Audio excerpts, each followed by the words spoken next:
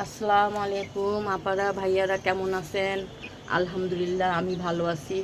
আমি আবার আইসা পড়লাম আমার ব্যালকনি বলেন, বারান্দা বলেন, এখানে আইসা পড়ছি বাগান দেখার জন্য। দেখেন আমার ছোট্ট একটি বাগান। আমি এখন পুঁই শাক ছিঁড়তেছি।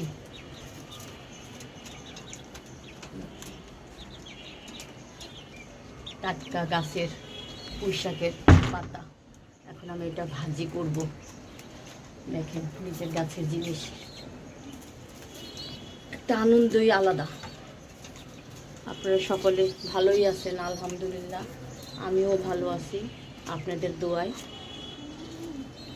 আপনারা সবাই ভালো থাকেন, সুস্থ থাকেন, এই কামনা করি।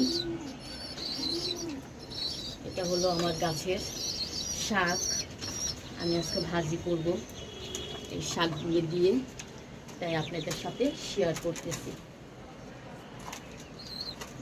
করলা গাছ, করলা পাতা ছিঁড়ছি, দেখেন কত বড় বড় পাতা, দেখছেন কত বড় বড় পাতা।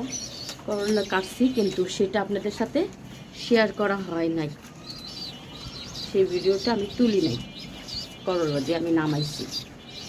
আর বরবটি হয়েছিল।